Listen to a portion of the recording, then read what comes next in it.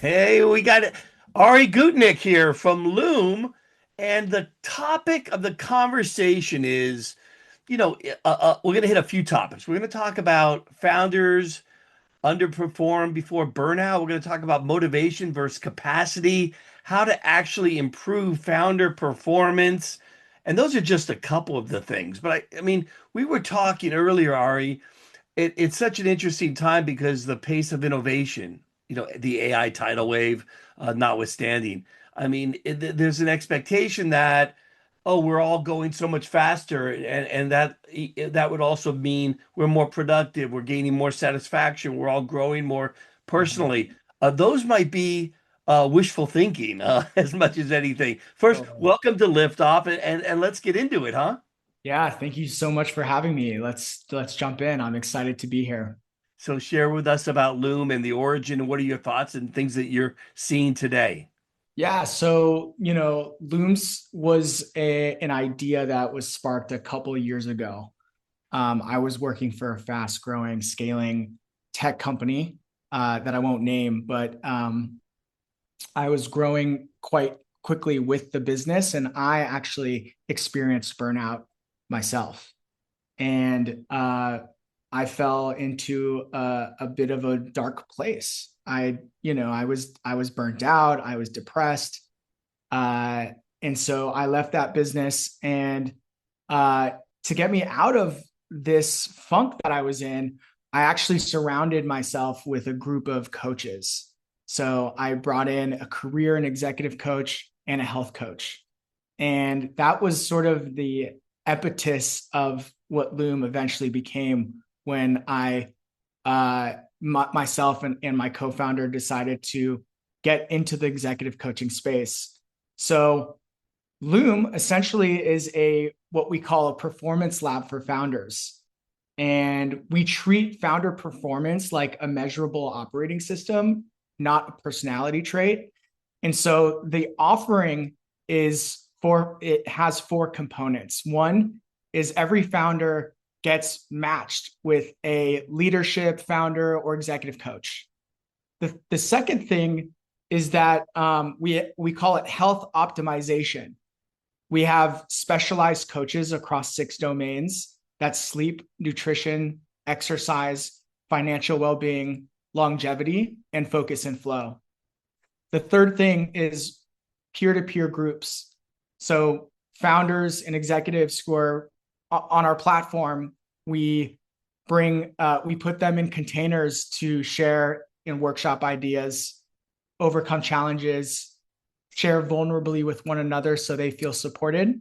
And then the fourth thing is that, you know, it's hard to actually measure ROI in these environments, right? Coaching, health optimization, it's hard to actually measure the data and what's actually happening and helping you progress or reach your goals. And so we actually bring data into this experience where we ask questions and we give our members surveys throughout their coaching journey so they could actually measure qualitatively and quantitatively their progress uh, throughout their coaching engagement. So that's a little bit about Loom and what we do. And so we're solving quite a bit. We see a lot of success stories, but I'll pause there and see if you have any questions. Of course, I have questions. That's my job, right? Hey, listen, I find it fascinating, but maybe we need to take a step back before we dive in deeper. How big is this problem? There's thousands of startups, a lot of them are in the AI world, robotics world, VR world. I know you focus on startups primarily, which I get it because you deal with a lot of first-time founders and that frenetic pace that startups try to maintain, right? Now we're talking about the 660, 690, whatever these phrases are coming up. But give us some context for that. Yeah, 100%. Well, I'll let you know that today there are more founders and entrepreneurs than ever before. And that's primarily because of the AI revolution and the economy right now. And burnout, depression, anxiety is most like common for entrepreneurs and founders because they are under incredible pressure by their investors, making, selling their business, selling their products, you know, creating a successful culture, not having someone to, you know, guide them through their entrepreneurial journey. This is a huge issue. Burnout is one of the most common things we see among founders, specifically in Silicon Valley and beyond. Right. And in terms of your practice, how do you get things started? Like, give me an example of what that would look like. You gave me the modules, and it makes great sense. I mean, I love the combination of the executive coaching, the health perspective, which I imagine is diet, exercise, and some of the other elements. Yeah. So like you're asking about the process a little bit about how Yeah. we bring people in. So yeah. So founders, you know, What's it look like? Who's what when a founder joins? What's it look like the first 30 days? 100%. So first of all, we need to kind of define why they're looking for coaching. The number one Mhm. thing is really, you know, work-life balance, burnout, uh, just slower decision velocity. Uh, they have foggy brain. They are emotionally dysregulated. They're having a hard time building a culture, managing hard conversations. And a lot of times founders are pushing, right?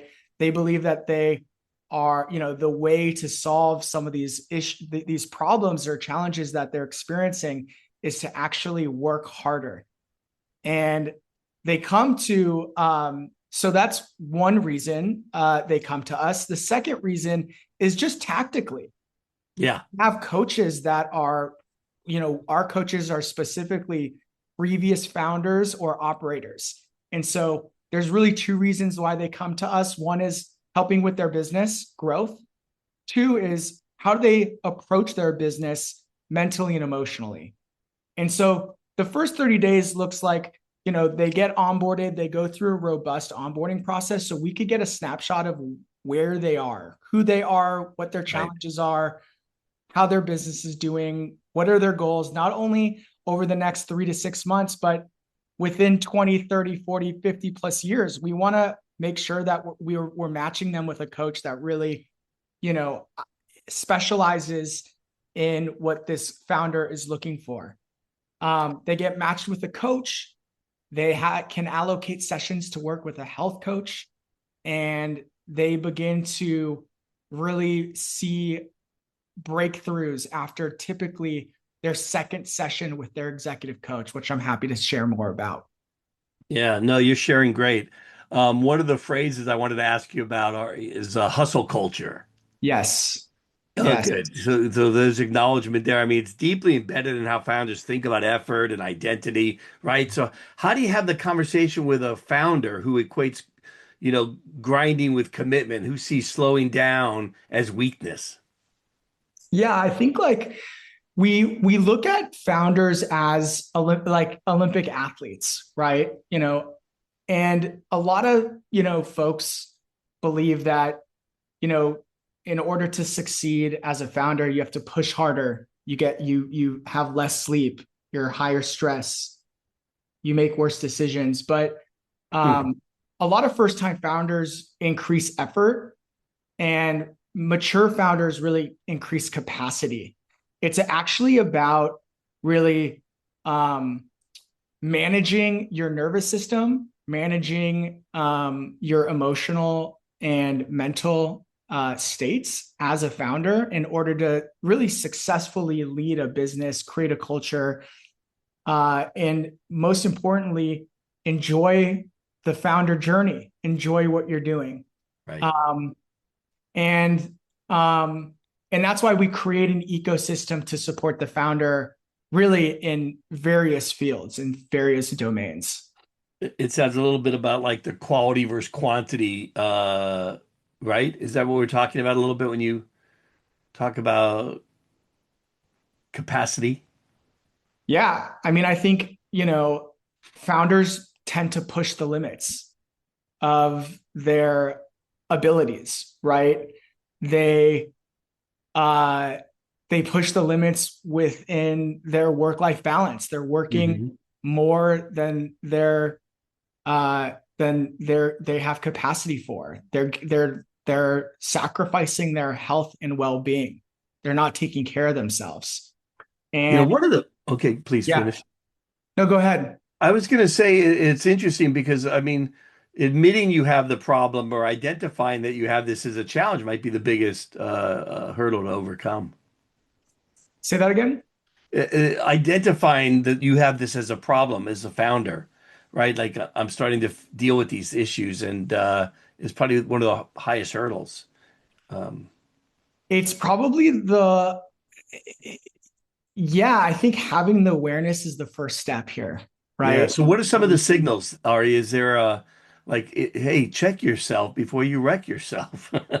Yeah, I mean, burnout is the final symptom. So performance is usually the thing that starts to decay over time, and then you get burnt out. Can you So unpack a little bit more? I yeah, mean, so like, what? so How will I recognize that? What are some of the common things my audience will find and relate to if they see in themselves or someone else? yeah, you're having, slower decision velocity. So you're not making decisions as fast as you probably can. You're having a hard time actually weighing a lot of options. It's a Yeah. slower process. I think you are thinking and not mentally as clear as you can get. You have emotional volatility.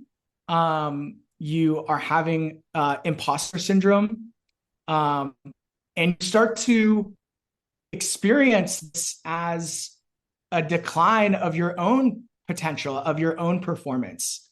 And you kind of hit a threshold where you actually get to a place where you say, I need some support.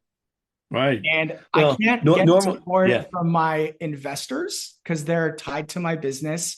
I can't get support from my co-founders because they work too closely with me. And of course, I can't really get support from my employees. So I'd push back a little bit. okay. I think you get support. I don't think you get sufficient support. Yes. If I'm a good investor, I want my founder to have peak performance, and I may tell them, "Hey, step away from the chatbot. Go take a break. Go on a vacation." But I may not be at that point where I say, "Go take 6 months off Sure. and take this course or go hire a full-time coach." So those Yeah. might be some of the challenges. So let me turn it back to the conversation around these frameworks that you laid out, the six elements, right? Yeah. Sure. So without giving away, your secret sauce, what are the one or two levers that move the needle most for founders when it comes to sustained focus and energy and why? Yeah, that's a good question. I spoke to a coach recently, which was really interesting, and she encourages all of her coachees um, to actually do a 3-day retreat by themselves. Mm, And you could take off a Friday, Saturday, Sunday. A founder could potentially, could do that, right? sure. It's doable. And she really shared with me that the secret sauce is really to slow down first. Slow down and become aware of what's working and what's not working, right? And then you start to identify what is in your control and what is out of your control. When you're a founder, there's a lot of things that are out of your control, Yeah. including the success of your business.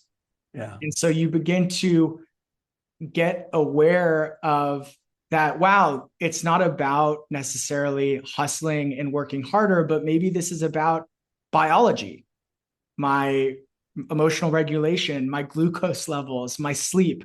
That's why we have the health optimization piece. This could be cognition. Maybe you have to design your day differently, right?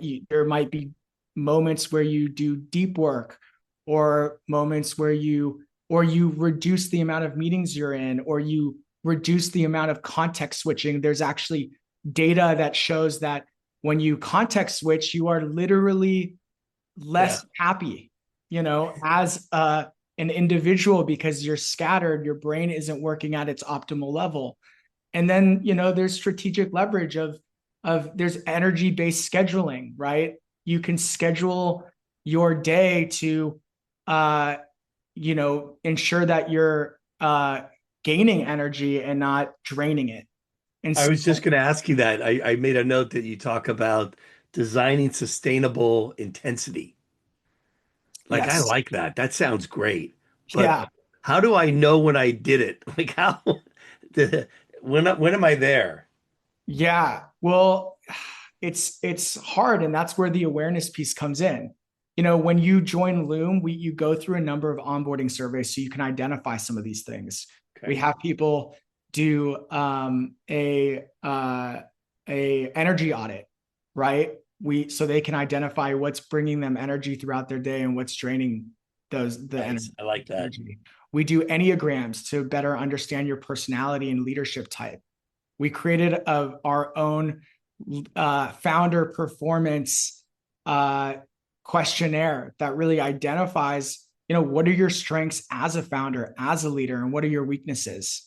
We actually have questionnaires that you can share with colleagues, previous managers, previous colleagues, previous employees, family, and friends, that can help you identify some of your strengths and weaknesses. And so we take all of this information, we bring this into the coaching engagement.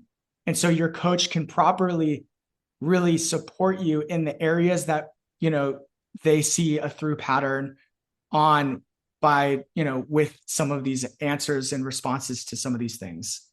Hey, that is great. Ari, I'd like to get into some of the practicality of what you're building there. Now, give me a little perspective with where are you with your business? You're now actually running a startup, coaching I startup, am. right? So, how long have you been around? How many customers have you worked with? Is there like a graduation process or people with completed programs? Just to try to help you build some context around the business. Yeah, so I would say Loom has been around for a year and a half now. We've served over 200 founders, so it's not a huge, big business, but we are growing quite quickly, and that's because we're seeing more founders uh, having the awareness that they need some guidance, especially solo entrepreneurs who Yeah. might not have a co-founder to lean on. Wh- And which is vogue right now too, right? Having smaller teams that scale super fast. Yeah. yeah, a lot of folks are, outsourcing to AI. They're outsourcing their uh, operations to platforms that can do it for them. And Uh-huh. so their teams are a lot leaner. And so they're solo entrepreneurs. There might be first-time founders. We specifically, uh, we specifically serve a founder from at the stage of a pre-seed all the way through Series B. And so we're affordable for a founder who's at that early stage who needs that guidance. Yeah. And um and yeah, How they do you how go do ahead. you manage so you're based in La La Land, right? Like remote. But you're based in La La, right? What do you mean by that? LA.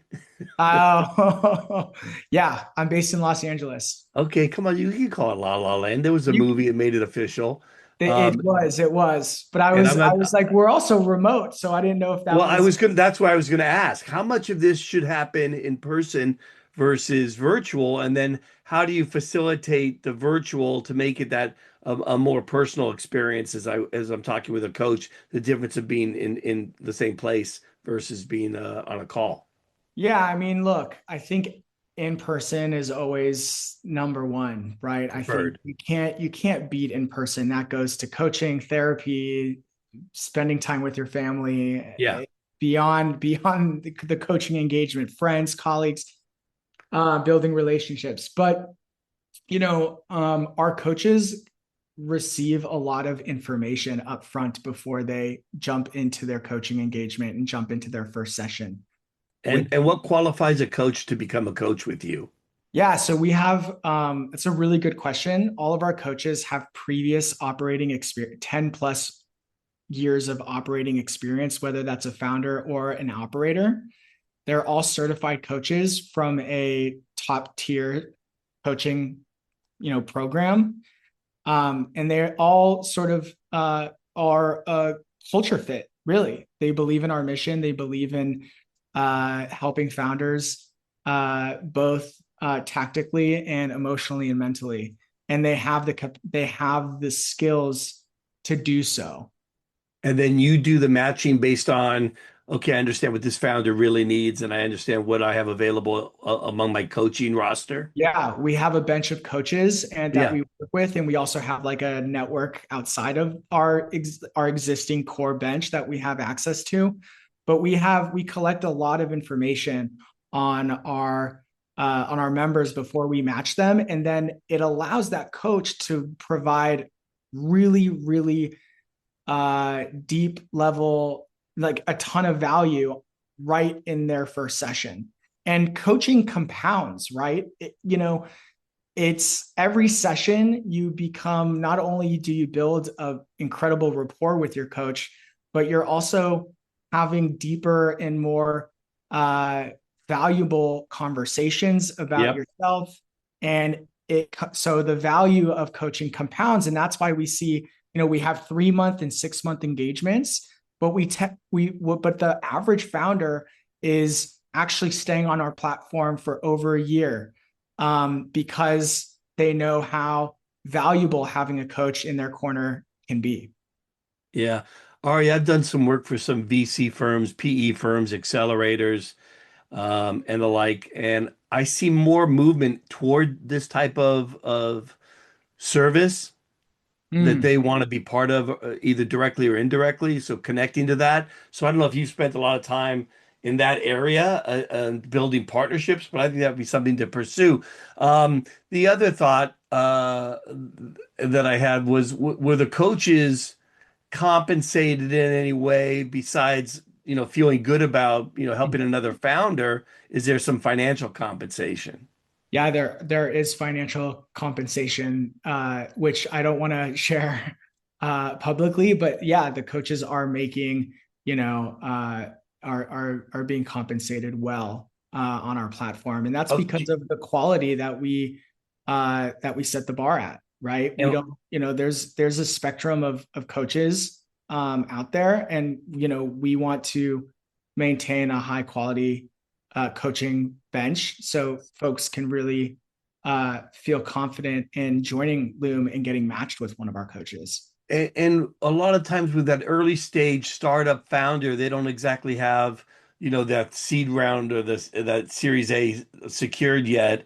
How do you help somebody that's a little tight on financial too? Is there some starter package, or again, I'm not digging into your prices either, but is there some idea of what that would cost to get started?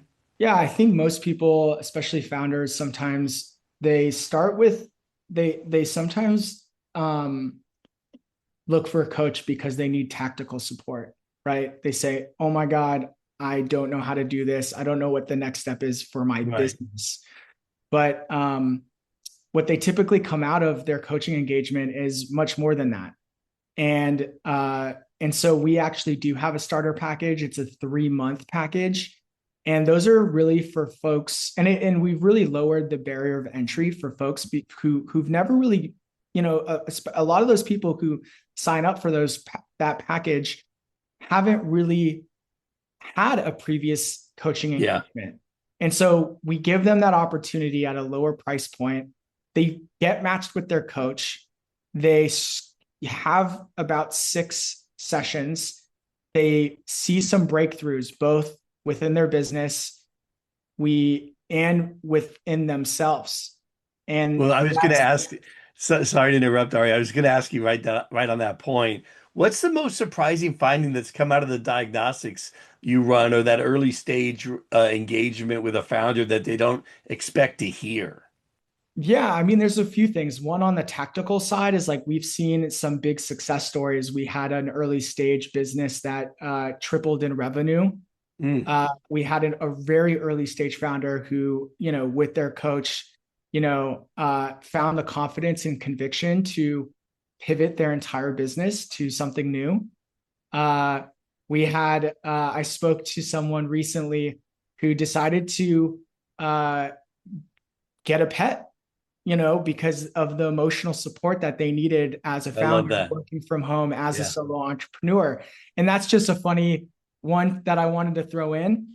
But yeah, on the emotional and mental side, you get people who start to align more closely with their business. You get folks who overcome imposter syndrome. They form more conviction around their decisions. I've had folks that have repaired relationships with their co-founders, which is the number one reason, uh, beyond, just not, having a successful No, idea. The number one reason why a company folds is co-founder conflicts. absolutely. So Absolutely. I'll double click on that.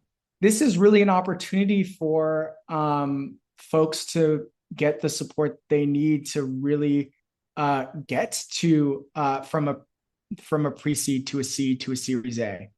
Um, So I should the mention, toughest Ari, time. I should mention to our audience that you're a documentary filmmaker, you're a yoga and breathwork facilitator. Yeah. Obviously, you know the tech world well.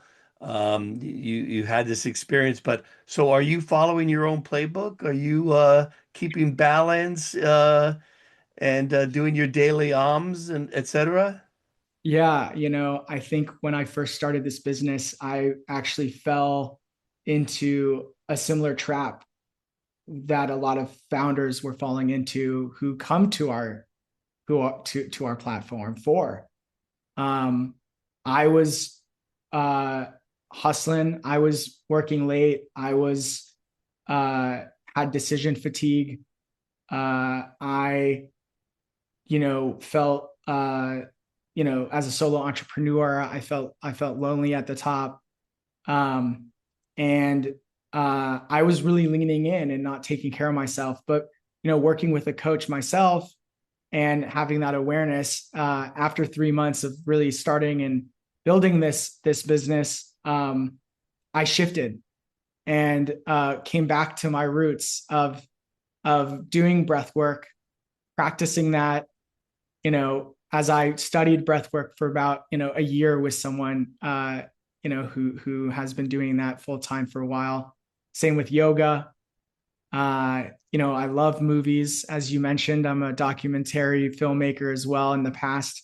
So these are things that I had to begin to incorporate into my life again to create a more sustainable version of myself.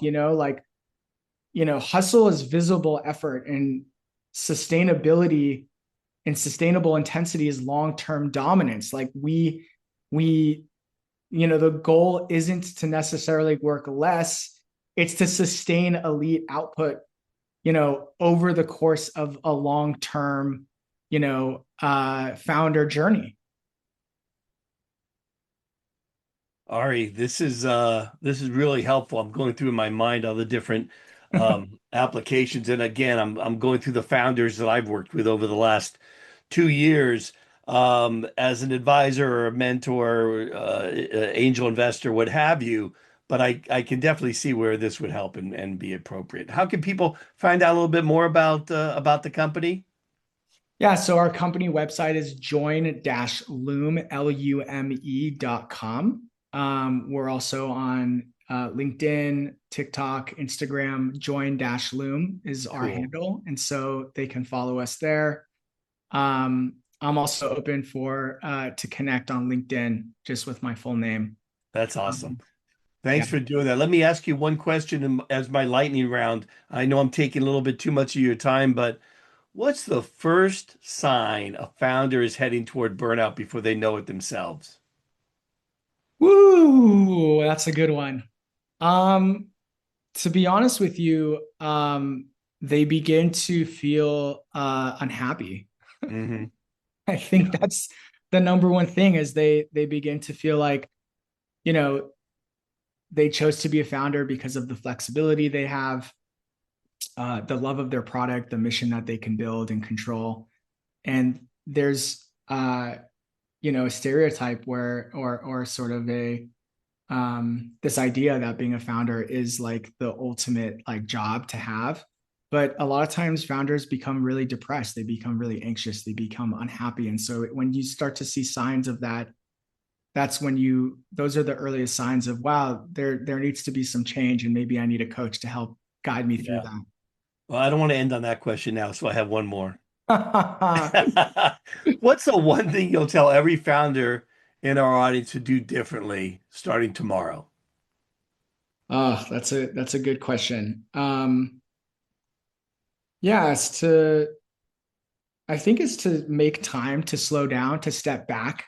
Mm, I think so many founders are in the weeds of their business. They're working in their business, not on their business.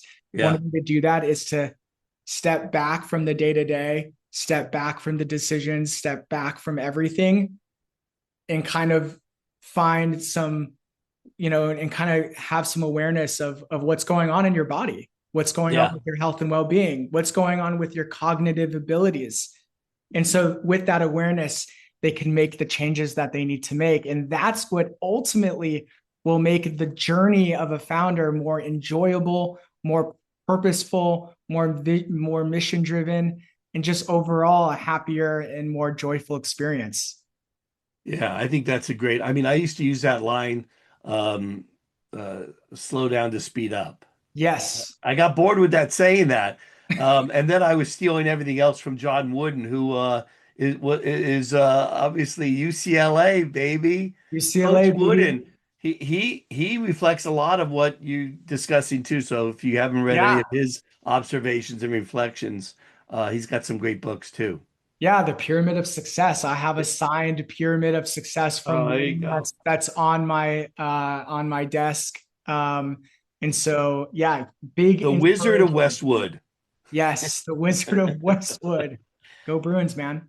So we gotta unpack all of this great stuff, but I want to just say thank you because as we always want to talk about the latest technology and the trends and the all this great stuff which you and I have been part of, it's good to step back and realize it's really about leading a quality life that you can accomplish your goals and feel like you've really um, done something special. Whether you wake up excited, you go to bed a little tired. I mean, those are the best feelings, right? And I think that's something we don't spend enough time thinking about. Appreciate you sharing those thoughts. Good luck on the business and your own startup. Maintain that balance. Yeah, Keith, thank you so much. It was a joy talking about this and having a conversation with you. It was a pleasure. Yeah, my pleasure. Thank you very much. Awesome. Thank you. All right, go Bruins. Go Bruins.